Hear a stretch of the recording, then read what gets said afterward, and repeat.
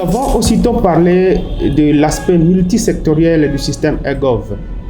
Et là, donc, il faut parler de eGov Tax, qui est un des modules du système eGov, qui consiste à prendre en charge toute la procédure fiscale à partir de l'identification des matières imposables jusqu'au paiement à la banque. Et comment l'assujetti ou le contribuable doit se comporter pour déclarer son impôt ou taxe dans le système eGov.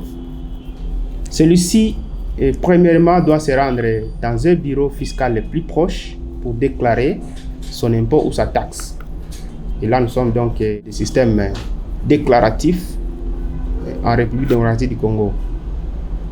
Après qu'il ait déclaré, le taxateur va saisir les informations et il va transmettre la tâche à l'ordonnateur pour que celui-ci vérifie la véracité des informations déclarées.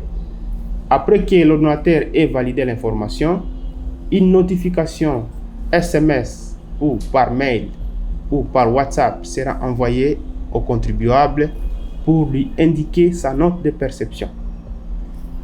Celui-ci va se rendre à la banque pour effectuer le paiement, ou soit il peut effectuer son paiement via paiement mobile.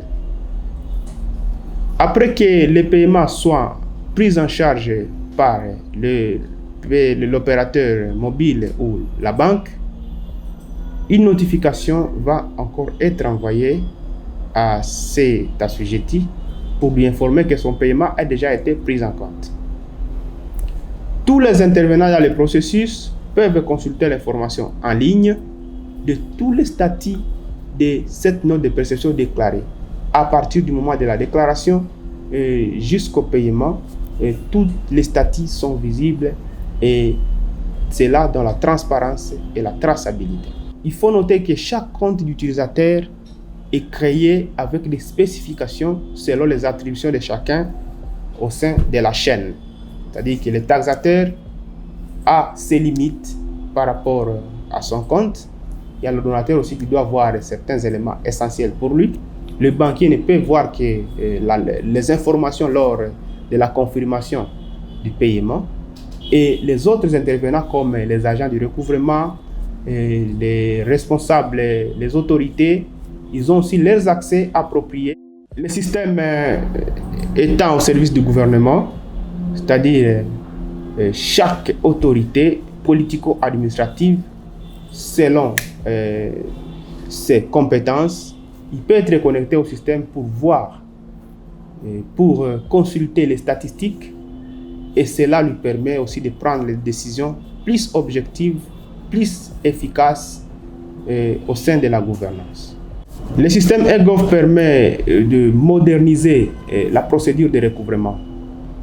Lorsque la note est en souffrance, 2 jours avant le délai de 8 jours qui est légal, les agents de la gouvernance électronique ainsi que l'administration fiscale opèrent via les centres d'appel pour essayer de rappeler les différents contribuables de passer au paiement.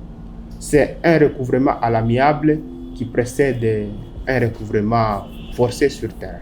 Il y a transport et voie de communication. Ndiyo.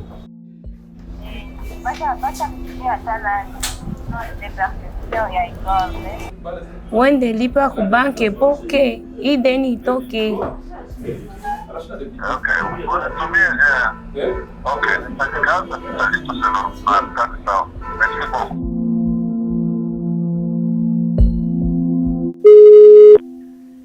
Chez ni division recouvrement ya DPMR.